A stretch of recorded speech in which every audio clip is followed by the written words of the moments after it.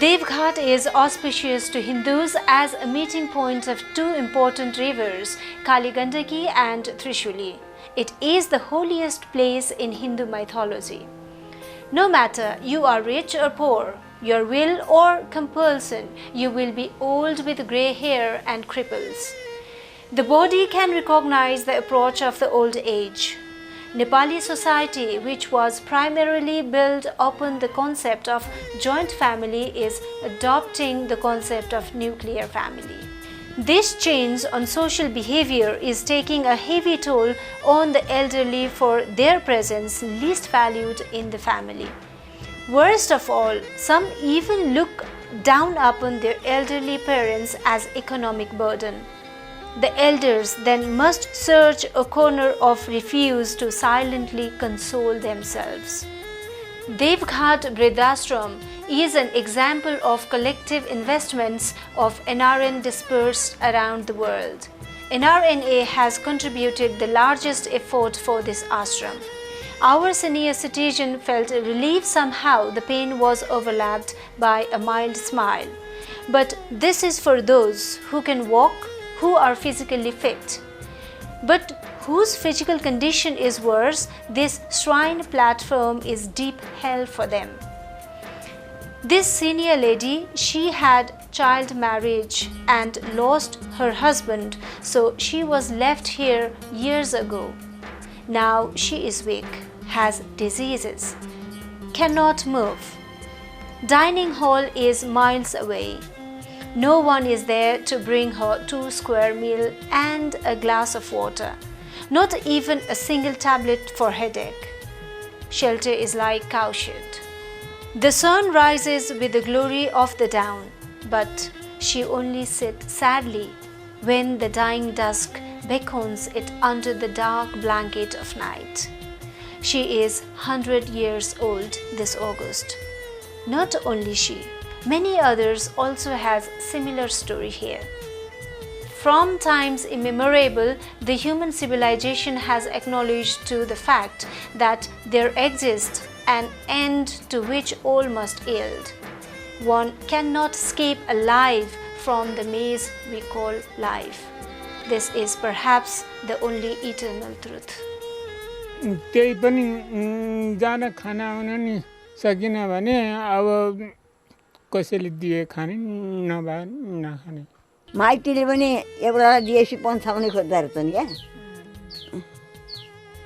अनि त्यस्तै हो बा अब कालाले लैदिए भइहाल्थ्यो 90 सालको खाउनु हो जन्म तिमीहरूलाई कहाँ दिएछन् आओ बस आमा भन म पनि कोही नभएकी चुरी हुँ छैनन् कोही पनि मेरा अब म केही गर्न सक्दिनँ ल तिमीहरूले खाऊ लाऊ भन्ने न मैले बाबु मलाई दिएको लाउँछु ओड्छु भने तिमीहरूलाई आनन्दी होस् मैले त्यही भन्छु आश्रममा गएर रोटी तरकारी हिँड्न नसके त्यत्तिकै मरिरहने हो पानी खाएर अब भात खान हुन्न पुरानो चामल खान पर्छ जाउलो पकाएर खाने खाइसके नसके कहिले बिस्कुट किनेर खान्छु पैसा भए कहिले के खान्छु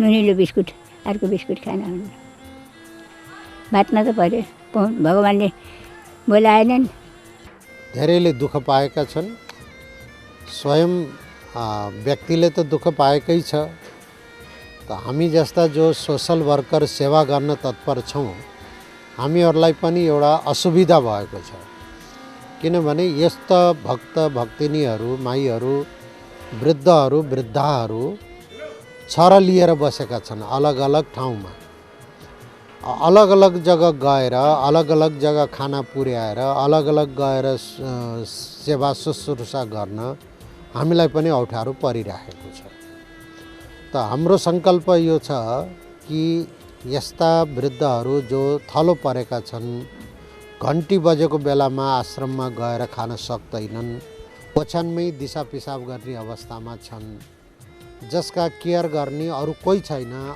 आगे पछि कोही छैनन् तो त्यस्ता असहाय निरीह वृद्ध वृद्धाहरूको लागि एउटा डर्मेट्री टाइपको केयर सेन्टर अति आवश्यकता छ। Ravina Thapa, Vice President of NRN USA, is appointed as a President for Care Center project for these lonely hearts. With our team, she was in Devghat for feasibility study on this project. वास्तवमा कस्तो भन्नाले यो हामी त अहिले सक्ने छौँ हैन, हामी पनि भोलि चाहिँ त्यो अवस्थामा हामी पनि पुग्छौँ। त्यो भन्दा पनि यहाँ जुन किसिमको बुढाबुढीहरू हुनुहुन्छ उहाँहरूको पीडा भन्यो भने वास्तवमा हामीले त्यो सुन्न पनि सक्दैनौँ कि उहाँहरूको कथा सुन्ने हो भने हामी सुन्न पनि सक्दैनौँ कि उहाँहरू बाल विधुवारे जसले चाहिँ बच्चामै बिहा गरेर उहाँ श्रीमान चाहिँ नि देख्दै नदेखेर बितेर यस्तो किसिमको विधवाहरू चाहिँ नि यहाँ आएर बस्नु भएको रहेछ। त्यो सुन्दाखेरि एकदमै त्यो खालको जमाना पनि रहेछ भन्ने हामीले एउटा कस्तो मनदेखि नै एकदम भनौँ न सोच्नै नसक्ने त्यो कुरा सुन्दाखेरि पनि एकदम आँखा बाँदै आँसु आउँछ होइन, रौँ नै निस्केर आउँछ उहाँहरूको जुन कहानी सुन्नुभयो भने। तर वास्तवमा कस्तो भन्दाखेरि उहाँहरूको पीडा भन्दा पनि उहाँहरूलाई जुन वृद्ध अवस्थामा पुगिसकेपछि जब जो सक्ने हुनुहुन्छ उहाँहरूको लागि त एकदम राम्रो छ, उहाँहरू एकदम घुम्नुहुन्छ हिँड्नुहुन्छ आश्रममा आउनुहुन्छ खानुहुन्छ। तर जो नसक्ने हुनुहुन्छ जो चाहिँ एकदम बेडबाट चल्नै नसक्ने हुनुहुन्छ उहाँहरूलाई खानाको व्यवस्था बस्नको व्यवस्था चाहिँ त्यति राम्रो लागेन यहाँ होइन, तपाईँले पनि अघि देखिहाल्नुभयो होइन। त्यस कारणले उहाँहरूलाई मेरो विचार सोच कसरी भन्दा एकदम दया लागेको कुरा हामी प्रत्येक नेपालीहरू हामी सक्नेहरूले चाहिँ अलिअलि मात्रै भए पनि हामी आफ्नो मातृभूमिमा होइन आफ्नो भनौँ न बुढाबुढीहरू यस्तो किसिमकोलाई चाहिँ केही सहयोग गर्न सक्यो भने पनि आफूले यो देशमा जन्मिएको केही ऋण चाहिँ तिरिन्छ होला जस्तो सोच मलाई आयो। त्यस कारणले मैले चाहिँ पक्कै पनि यो किसिमको चाहिँ नि एकै ठाउँमा बस्ने खालको बिल्डिङ बनाउन सके राम्रो हुन्थ्यो कि भन्ने हिसाबले मैले चाहिँ एनआरएन एनसिसी युएसएमा गएर मिटिङमा मैले कुरा राखेँ र साथीहरू सबैजनाले कुरालाई समर्थन गर्नुभएको छ र यो कामलाई हामी गर्न सकिन्छ, तपाईँ जानुहोस् र बुझेर आउनुहोस्, तपाईँले जग्गाको सम्बन्धी गुरुजीसँग कुरा गर्नुहोस् भन्नुभएको थियो र गुरुजीले पनि यसको लागि एकदम सपोर्ट गर्नुभएको छ र संयोजकजीले पनि एकदम सपोर्ट गर्नुभएको छ र उहाँहरूले चाहिँ जग्गा दिनको लागि हामीलाई रेडी हुनुहुन्छ।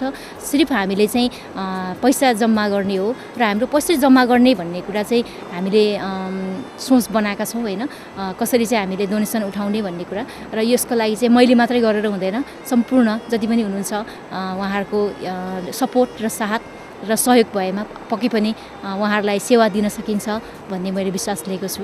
म सबैलाई के एउटा अनुरोध गर्न चाहन्छु भने यो एउटा भनौँ न एकदम अशक्त जसलाई कि जो हिँड्नै सक्नुहुन्न डुल्न सक्नुहुन्न जसको एउटा सहारा नै छैन होइन, तर हामी यो सोच्छौँ कि हामी उहाँहरूको सहारा हो, हामी उहाँहरूको बच्चा हो, हामीले एटलिस्ट एक कप कफी चाहिँ एक दिनमा नखाएर हामीलाई केही पनि हुँदैन, तर उहाँहरू एक दिन खानु भएन भने उहाँहरू कमजोर हुँदै जानुहुन्छ र उहाँहरूको आत्माले पनि हामीलाई सराप्न सक्छ। त्यस कारण उहाँहरूलाई अलिकति मात्रै भयो भने थोपाले चाहिँ समुद्र बन्छ होइन। त्यस कारणले त्यो हिसाबले सबैजनाले सहयोग गरिदिनु भयो भने त्यो किसिमको वृद्ध चाहिँ हरूले चाहिँ सेवा पाउनुहुनेछ र त्यो आशीर्वाद चाहिँ हामीले अवश्य पनि पाउनेछौँ। वृद्धहरूलाई एउटा भवन बनाएर त्यसमा चाहिँ नि राम्रो केयर हेरचाह गरेर राख्ने, त्यहाँ एटेच टोयलेट बाथरुम बनाउने, एकजना कुरुवा चाहिँ नि दुईजना कुरुवा त्यहाँ राखिदिराख्ने र औषधि पनि राख्ने र तिनीहरूलाई बिहान बेलुकी आश्रममा पाकेको अथवा उनीहरूलाई पथपराज हुने जाउलो लिटो रोटी भात जे हुन्छ जे खान इच्छा हुन्छ अब सुप आदि इत्यादि त्यहाँ टर्लीमा हालेर उनीहरूलाई लैजाने, बिहान खुवाउने बेलुका खुवाउने, औषधि खाएर खुवाउने, औषधि खाएर खानेलाई औषधि खाएर खुवाउने, फेरि खाइसकेपछि औषधि खुवाउनु पर्ने तिनै स्वास्थ्यकर्मीको निगरानीमा फेरि औषधिहरू खुवाउने। त्यो चाहिँ नि हाम्रो गुरुले सङ्कल्प गर्नुभएको, त्यसमा चाहिँ नि रविना थापाजीले त्यसमा पूर्ण सहयोग गर्छु भनेर प्रतिबद्धता बनाएर मैले हाम्रो नेपाल सरकारको डिभिजनल इन्जिनियर ज्ञान प्रकाश पौडेललाई त्यसको लगत इस्टिमेट नक्सा डिजाइन सबै बनाउन चाहिँ नि दिइसकेको छु। त्यो सबै नक्सा डिजाइन तयार भइसकेको छ।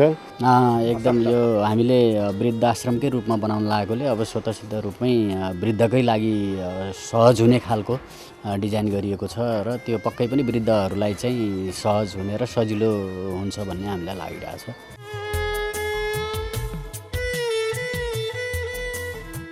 NRN USA and Galeshwar Ashram in Devghat signed MOU.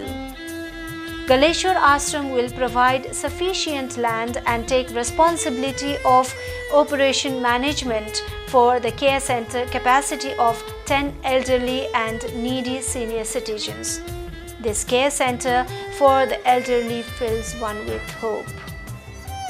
NRN USA is overtaking a project for these homeless people. If you also want to join hand to complete the project and show your deep sense of humanity, please contact Keshav Podal, President NRN USA, 6466 711 019, Tilak Shrestha, General Secretary, 001 3475 364698, Bedraj Basnet, Treasurer, 001 6824 729137, Sangeeta Lamsal Sivakoti, Assistant Treasurer, 00156 229 35761, Sarvagya Wagle, Media Coordinator, 001 510 8295 937, Ravina Thapa, Vice President NRN USA and President Devghat Care Center, 001 4438 396 555.